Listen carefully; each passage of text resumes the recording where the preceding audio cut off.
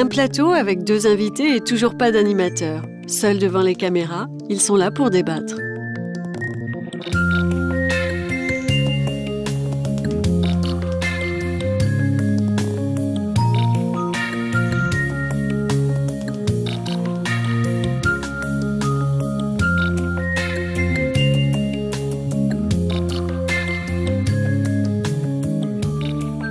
Alors on commence. Présentez-vous. D'abord, j'ai un prénom et un nom, Michel Griffon. Je suis chercheur, tout à fait chercheur, et en agronomie et en économie agricole. Et à votre avis, pourquoi est-ce vous qui êtes là aujourd'hui? Sur les problèmes de l'alimentation dans le monde, parce que j'ai commis un livre qui s'appelle « Nourrir la planète » il y a 2 ou 3 ans, pour montrer que c'était une question simple à poser, mais extrêmement difficile pour y trouver des solutions. Même question, qui êtes-vous? Bonjour, je suis John Thompson. Donc, je suis chercheur en écologie au CNRS. Je travaille à Montpellier dans un centre d'écologie qui s'appelle le Centre d'écologie fonctionnelle et évolutive. Et pourquoi vous pour ce débat? J'imagine que c'est parce que je suis écologue, donc je vois la discussion autrement qu'un agronome. Donc j'ai un point de vue qui concerne la protection de la biodiversité, qui est un enjeu aussi dans le débat. Top chrono, vous avez maintenant 30 minutes pour vous entendre, ou non, avec la lumière rouge qui s'allumera si on a besoin de vous interrompre. Allez, on commence. Première partie du débat.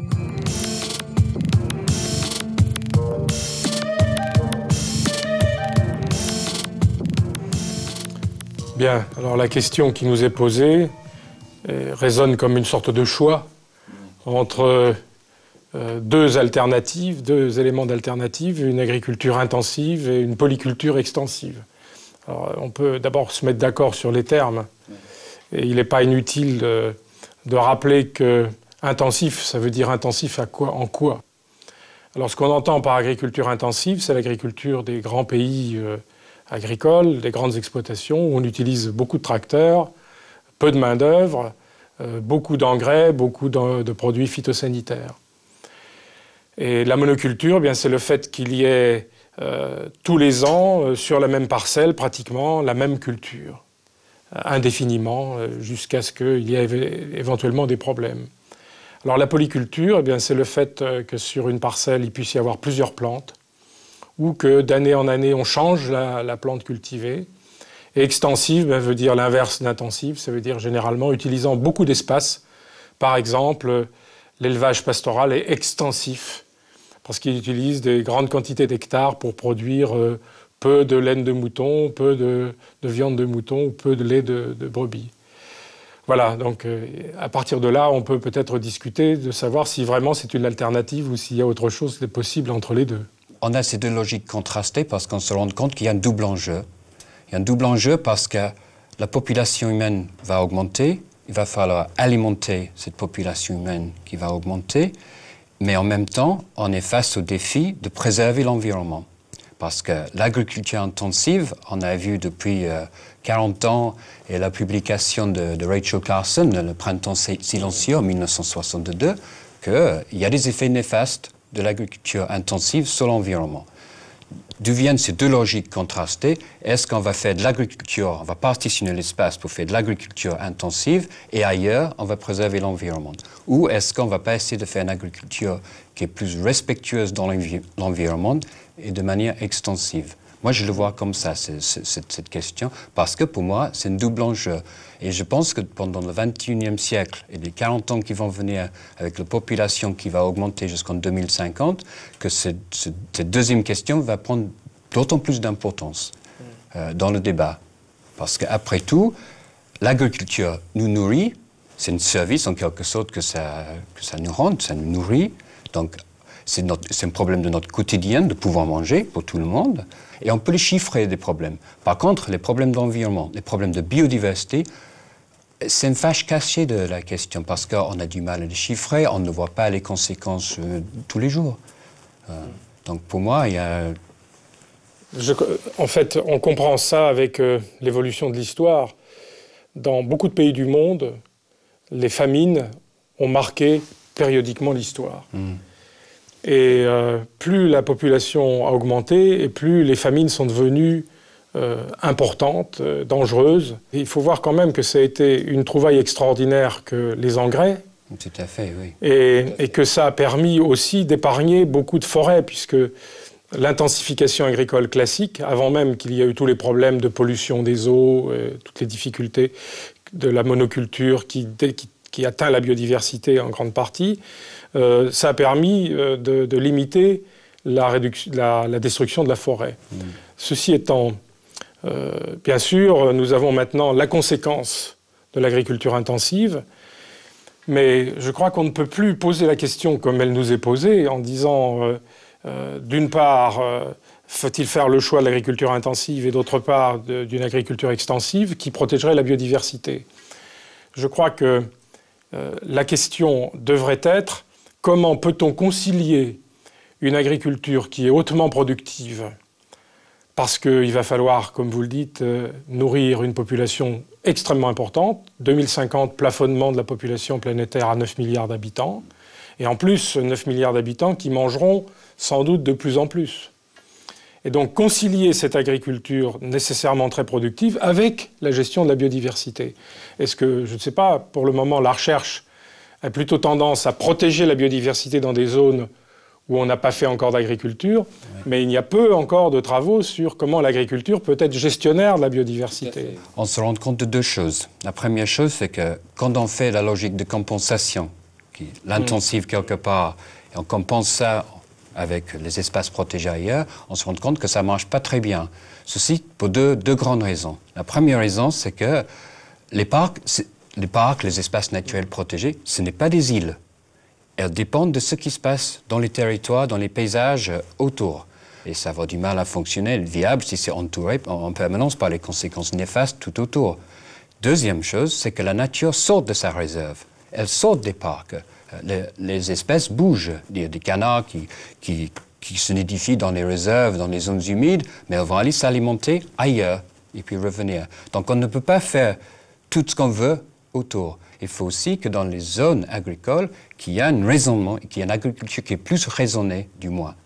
Parce que les espèces vont y venir et dépendent de ces espaces. Non, elles ne peuvent pas vivre dans ces petits îlots. Donc moi je pense que cette logique de compensation a peut-être vu son temps, surtout que, je sais pas, il me semble que les productions, ils plafonnent aussi, hein, depuis... Oui, depuis une quinzaine d'années environ. Il me semble, non que... Il y a des effets de plateau pratiquement dans toutes les agricultures intensives. Donc, et de toute façon, si on regarde les espaces naturels qui sont protégés, en Europe par exemple, c'est des parcs où il y a de l'agriculture, où il y a des parcours extensifs, où il y a des polycultures, il me semble. Oui. Donc, en fait, je ne sais pas si on pourrait imaginer de traiter la question en disant il y a des zones de monoculture qu'il faudrait faire évoluer. Bien sûr, on ne va pas les transformer en parcs et en réserves, mais ce ne sont vraisemblablement pas, je pense à la Beauce, à la Brie, par exemple, en France, ce ne sont certainement pas des régions où on va avoir à l'avenir une agriculture qui va être fortement empreinte de biodiversité. Donc les jeux sont faits, je pourrais dire. Mais enfin, on peut réintroduire des haies, on peut réintroduire une faune qui est utile.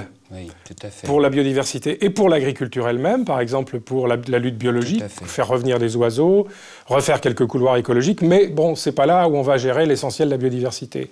Ensuite, il y aurait des zones d'agriculture, je pense par exemple les zones de polyculture et d'élevage, ou au contraire, parce qu'on a de la prairie, où on peut réintroduire beaucoup d'espèces dans les prairies, ce qui va d'ailleurs accroître vraisemblablement la productivité de ces prairies, c'est-à-dire la capacité de production de biomasse. Il y a des études qui ont été faites récemment, justement sur le rendement de certaines cultures agricoles en Europe et sous les tropiques, qui montrent que le meilleur rendement se fait dans des paysages où il y a des milieux semi-naturels qui sont conservés. Oui. Pourquoi? Parce que c'est des cultures qui dépendent des abeilles, aussi bien domestiques que sauvages, pour leur pollinisation. Et ces abeilles vont trouver refuge, vont se nidifier dans ces milieux semi-naturels. Donc plus qu'il y a du milieu semi-naturel dans un paysage agricole, mieux ça peut être pour l'agriculture. et pas simplement pour la biodiversité. C'est un service, c'est ce que j'essaie de dire, c'est que la biodiversité, c'est une sorte de service à l'agriculture et pour nous. Je ne sais pas si vous aimez le terme service, mais... Oui, bien sûr, tout à fait. Service écologique. Oui, un service écologique. Mais le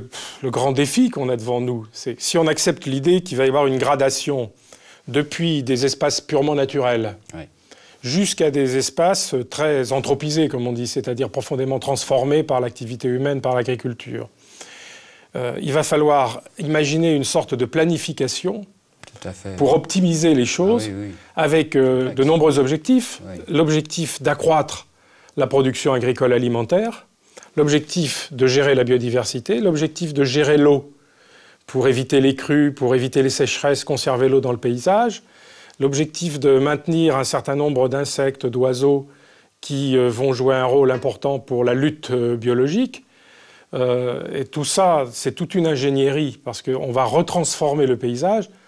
Vous savez que pendant pratiquement une quinzaine d'années, il y a de ça 30 ans, 40 ans, on a fait disparaître une bonne partie des bosquets, des haies, pour faire des grandes parcelles les plus géométriques possibles, de façon à ce que ça corresponde aux trajectoires des outils mécanisés, des machines.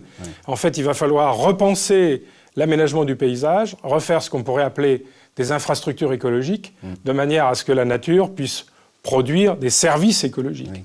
Mais ça va être, je pense que ça va être une grande surprise pour la société que d'apprendre qu'il va falloir financer ça, et une grande surprise pour l'agriculture que de devoir retransformer le paysage pour une cause écologique. Oui, tout à fait, mais ça va être un grand chantier parce que tous les outils sont à inventer. Tous les outils de protection de la nature sont quand même basés sur cette logique de compensation, de gestion de parcs. Maintenant, il faut envisager les outils de gestion de la biodiversité à l'échelle du paysage, à l'échelle du paysage agricole. Ça commence à se faire dans certains pays, notamment la France, avec le Grenelle de l'environnement, qui a donné lieu à des recommandations et notamment la mise en place ou l'élaboration d'une trame verte et bleue pour le territoire français. Dans la loi qui est sortie le 3 août 2009, il est clairement dit que l'agriculture devrait jouer un rôle très important dans le rétablissement de toute cette connectivité écologique pour la flore et la faune. Et nous sommes un certain nombre à utiliser le terme agriculture écologiquement intensive, c'est-à-dire intensive en écologie, en aménagement écologique, et à haute valeur environnementale pour couvrir la question des services écologiques. Tout à fait. Il ne faut pas oublier qu'il y a des zones agricoles en Europe qui sont à haute valeur naturelle. Et c'est dans des milieux agricoles, parfois, qu'il y a une très forte biodiversité. Donc, c'est encore une raison pour moi de laisser de côté cette idée de partitionner l'espace. Parce que la nature ne partitionne pas l'espace comme nous, on essaie de faire.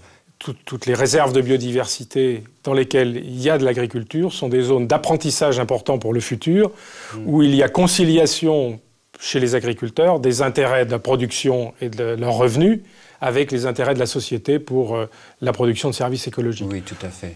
Je crois qu'on peut être quand même un peu optimiste sur... Oui, et je pense que justement on peut être optimiste parce que la pensée sur la conservation de la biodiversité évolue. On est parti des idées de patrimoine naturel, toutes nos petites plantes, toutes nos petites bêtes, une sorte de valeur d'existence pour toute la flore et la faune qui est basée sur une passion naturaliste en quelque sorte, pour aller vers une vision plus utilitariste, mais la vision de service écologique que rend la biodiversité. La biodiversité, c'est en quelque sorte une ressource. C'est une ressource pour nous et pour les générations futures et qu'il faut utiliser cette ressource, mais correctement, de manière durable.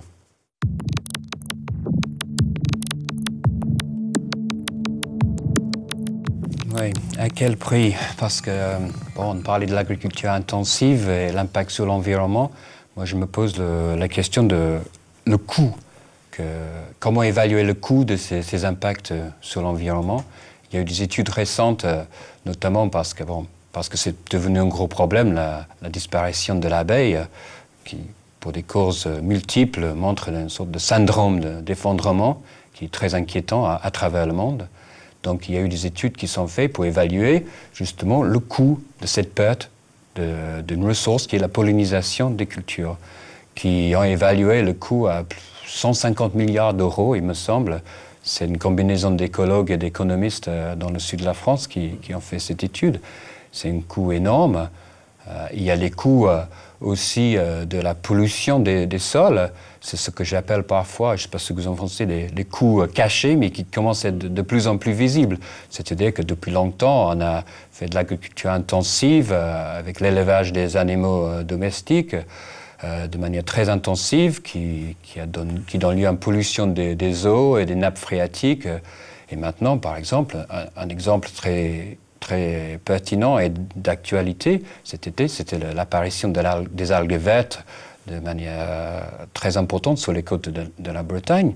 Et là, il y a des coûts, il faut ramasser ces algues, il faut traiter ces déchets, il y a un coût pour le tourisme. Ces coûts-là, je les appelle en quelque sorte les coûts cachés, qu'on ne chiffre pas, parce qu'il y a souvent des modèles des modèles assez complexes qui sont fabriqués pour décider qu'est-ce qu'on fait, agriculture intensive, polyculture, et on voit que le coût de l'agriculture intensive n'est pas si important que ça parfois, et moi je me pose vraiment la question de comment ces coûts sont évalués. Peut-être vous...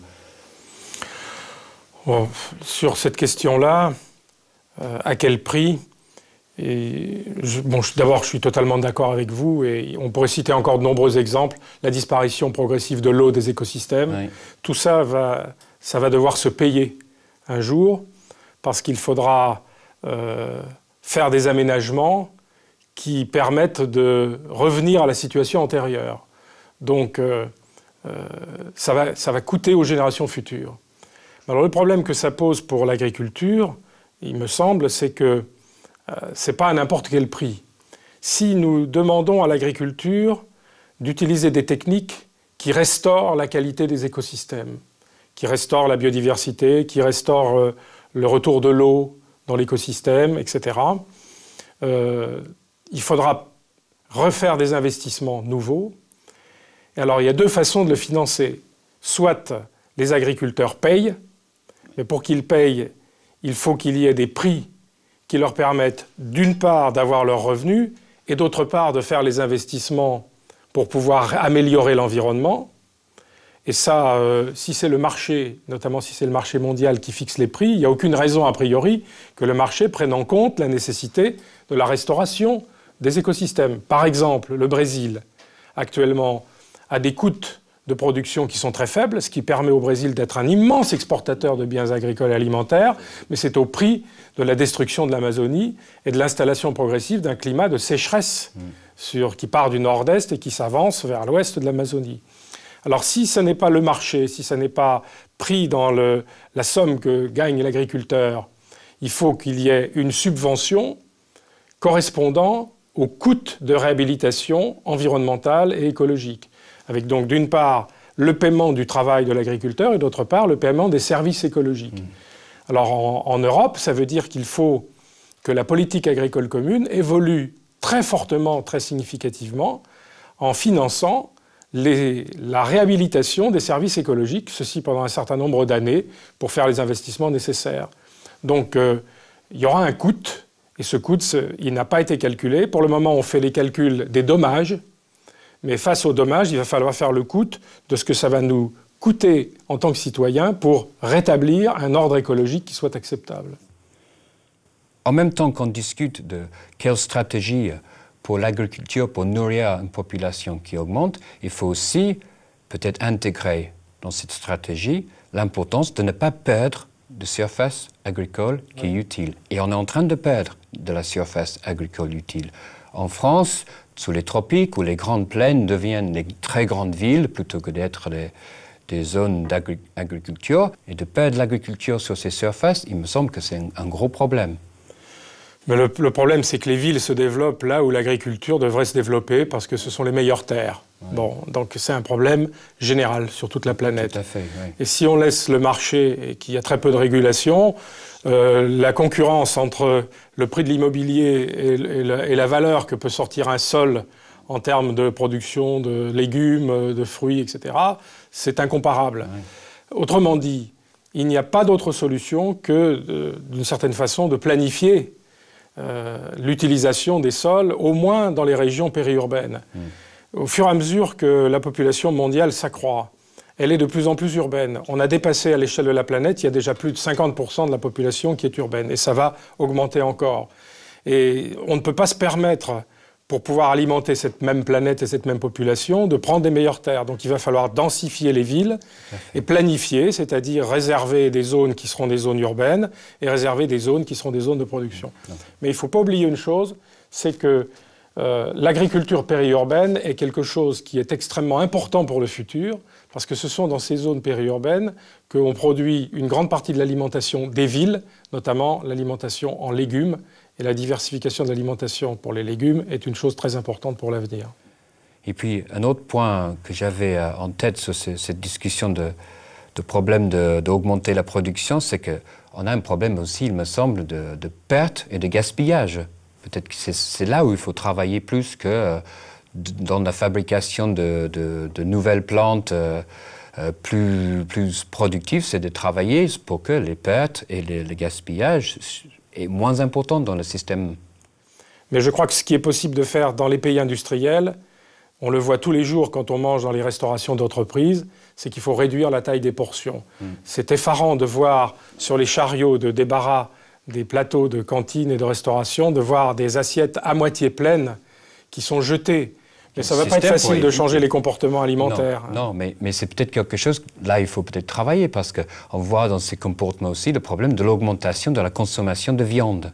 Il me semble que ça augmente énormément depuis 20-30 ans, où on voit la consommation de viande augmenter de manière spectaculaire. Et même dans les pays traditionnellement plus végétariens, il me semble qu'il y a un basculement vers la consommation de viande. On pourrait, avec les régimes alimentaires actuels, peut-être sans trop grande difficulté, arriver à nourrir 9 milliards d'habitants. Voilà, oui.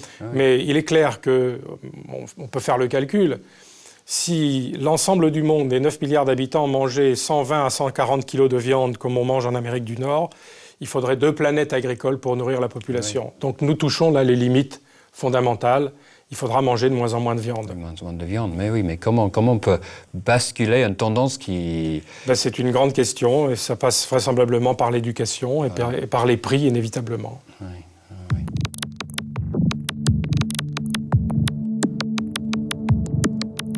La troisième grande question qu'on se pose, donc, est-ce qu'on devrait avoir peur de l'alimentation génétiquement modifiée, les OGM? C'est une question qui est très médiatisée. Pour moi, énormément de choses qui sont dites dans les médias, ce n'est pas le point critique du problématique des OGM. Pour moi, la problématique critique, c'est est-ce que ces gènes vont pouvoir se diffuser dans l'environnement? Alors là, c'est extrêmement difficile de statuer, parce que tout dépend des OGM, tout dépend des plantes, tout dépend des environnements. Et on peut prétendre qu'il y a toujours un danger résiduel, et on peut dire aussi que les dangers résiduels sont quelquefois minimes et que ça peut valoir la peine d'utiliser dans certains cas des OGM. Oui. Donc, oui, alors la question pour moi, c'est celle qui est en relation avec l'alimentation du monde en 2050, c'est est-ce qu'il y a besoin des OGM? Alors le problème, c'est qu'il ne peut pas y avoir de débat sans que quelqu'un dise, parce que ce sont des firmes qui l'ont prétendu à une autre époque, sans que quelqu'un dise donc, il faut les OGM sont la solution. Alors là, moi je suis très clair là-dessus, il n'y a aucune raison que les OGM soient la solution au problème alimentaire mondial. Vraiment strictement aucune. Ils n'ont pas été conçus, en tout cas les OGM de première génération, ils n'ont pas été conçus pour résoudre le problème de l'alimentation. D'autant plus que qui sont les gens qui ont faim aujourd'hui? Ce sont environ presque 1 milliard de personnes, c'était 850 millions il y a encore 1 an et demi, dont la plupart sont des agriculteurs. Donc ce sont des pauvres parmi les plus pauvres. Donc il n'y a aucune raison qu'ils aient accès à des techniques sophistiquées, modernes, coûteuses, pour résoudre leurs problèmes alimentaires. Donc, alors en revanche, on peut très bien considérer que certains problèmes n'ont pas d'autre solution que de solutions OGM. Par exemple, il y a des maladies à virus pour lesquelles il n'y a pas d'autre solution pour le moment que des OGM. C'est très difficile de lutter contre un virus et les virus sont quand même responsables de pertes de récoltes qui peuvent être importantes. Il peut y avoir des OGM intéressants, par exemple, pour des plantes qui pousseraient dans des sols salés. Oui, voilà, oui. Oui, voilà, c'est ce que je voulais des dire sols là, salés. Salés ou d'extrême sécheresse. D'extrême sécheresse. Oui. Et moi, encore une fois, je pense que c'est ce risque, en quelque sorte, de pollution génétique qui me travaille le plus. C'est clair que quand on plante du maïs transgénique en France, il n'y a pas de problème. Il n'y a pas d'espèces sauvages de maïs en France. Par contre, planter un colza transgénèse ou transgénétique en France, là, il y a un risque. Il y a plusieurs adventices apparentés dans la même famille des crucifères qui peuvent s'hybrider avec le colza transgénétique. Et donc, il peut y avoir transfert du gène dans l'agroécosystème en dehors des cultures. Et ça me pose un problème parce qu'une fois que le gène est parti, on ne sait pas comment les plantes vont réagir une fois qu'elles ont intégré le gène transgénétique de la plante OGM. Oui, c'est un point de vue qui est très largement défendu par les anti-OGM, mais les anti-OGM ont un peu tendance à aller jusqu'au bout, c'est-à-dire par exemple d'être contre des expérimentations. Oui, non, mais ça... Alors oui. dans les expérimentations, le risque entre guillemets, de ce qu'ils appellent la pollution génétique est quand même extrêmement faible. Mais c'est vrai que un colza transgénique sur de très grandes surfaces à l'échelle du continent européen, il peut y avoir effectivement des gènes qui échappent et puis qui se généralisent et qui sont envahissants. Oui. Ouais, concernant les militants, je pense qu'il faut savoir raison garder. Les scientifiques sont là pour expérimenter, pour essayer de savoir est-ce qu'il y a problème ou pas. Il me semble qu'il faut qu'on travaille là-dessus pour savoir s'il y a un problème déjà. Il faut expérimenter et informer. Bon, ce qu'il faut, c'est retrouver un peu de sérénité dans cette affaire. Pour ma part, je ne suis finalement ni pour ni contre. Je suis contre la plupart des OGM de première génération. Et je pense que la recherche pourrait produire, dans certains cas précis, des OGM ciblés qui peuvent être extrêmement utiles. Qu'est-ce que vous voulez dire ciblés et première génération? Première génération parce que la technique n'était pas tout à fait au point. C'était un peu du bricolage. Oui, on peut dire ça. Le fait qu'on utilise des marqueurs avec des antibiotiques qui puissent... On ne savait pas où on plaçait le gène. Et puis, par exemple, un soja transgénique qui résiste à un herbicide célèbre d'une grande firme, c'est une situation relativement confortable. Il y a des possibilités de réduire le problème des mauvaises herbes sans en passer par la voie des OGM. À mon sens, ce n'étaient pas des OGM qui étaient absolument nécessaires. Tout à fait, oui. Donc, au fur et à mesure que notre planète va se rétrécir, qu'il faudra produire de plus en plus pour nourrir la population, parce que ça, c'est une obligation morale pour tout le monde, tout en conservant les services écologiques, la biodiversité. Je pense qu'il est acceptable que, dans certains cas, au cas par cas, donc c'est ça que j'appelle ciblé, qu'on produise des OGM, notamment pour produire dans des sols salés des céréales, pour toutes les régions de sécheresse. Le changement climatique risque, dans certaines régions du monde, je pense à l'Amérique centrale, je pense à une bonne partie de l'Afrique subsaharienne, il va falloir rapidement adapter les variétés. Alors soit on y arrive par des méthodes conventionnelles, soit on y arrive par ce qu'on appelle la sélection assistée par marqueur, qui est une façon d'accélérer les méthodes naturelles, soit dans certains cas on devra avoir recours à des OGM. Il ne faut pas se l'interdire. Mais il faut un petit peu plus de confiance de la société dans le monde de la science, et il faut que le monde de la science soit capable d'ouvrir ses livres, de dire les choses de façon claire, nette, sans rien cacher. Et il faut aussi que les militants anti-OGM acceptent qu'il y ait un arbitrage politique au bout d'un certain temps et qu'on ne reste pas uniquement dans la judiciarisation des problèmes. Oui, tout à fait. Je pense que là aussi, le problème peut-être qu'il faut intégrer l'idée que dans tous ces systèmes de production, il faut de la diversité. Un système de production basé sur des monocultures pures, sur des grandes surfaces, ce n'est pas pour moi une idée durable. En effet, si on pense biodiversité, la caractéristique fondamentale, c'est que ça change tout le temps. Il y a une diversification continuelle parce qu'il y a toujours quelque chose qui va venir réguler les populations de manière naturelle. Donc en agriculture, c'est la même chose. Donc tout en disant que oui, il faut des OGM ici, des monocultures là, il faut réfléchir à ce que ça soit variable, du moins dans l'espace, sur les territoires. Sinon, pour moi, c'est voué à l'échec. Et il me semble que c'est un petit peu là la voie de cette agriculture plus innovante et plus moderne dont on a parlé tout à l'heure, c'est de voir qu'il peut y avoir des relations positives, cohérentes entre biodiversité et agriculture. Et que les deux ne sont pas des choses, c'est pas des choses à séparer, mais il y a du mutualisme, il y a des synergies à développer. Oui, je suis tout à fait d'accord avec cette idée-là. C'est une idée moderne. Et il faut passer, pour moi, d'une agriculture qui était intensive en énergie, l'énergie va coûter cher, qui était une agriculture intensive en azote, en engrais azoté. L'engrais azoté va coûter de plus en plus cher parce qu'il est issu de ressources limitées, le gaz naturel, qui va être économe en phosphate. Là aussi, on utilisait beaucoup d'engrais phosphatés, les phosphates vont devenir de plus en plus rares, qui était intensive en produits phytosanitaires, et les produits phytosanitaires sont de plus en plus condamnés par la société et de plus en plus inefficaces dans la nature.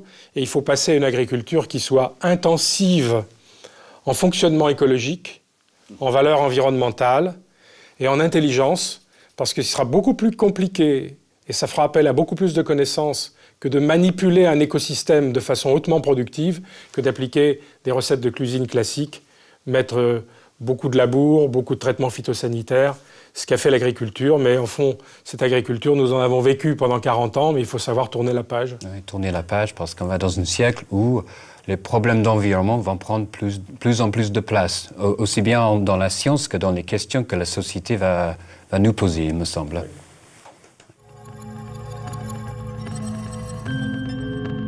C'est déjà fini, on n'a pas eu besoin de vous interrompre, merci. La semaine prochaine, on se retrouve même endroit, même principe, 2 invités en face à face pour débattre et s'écouter.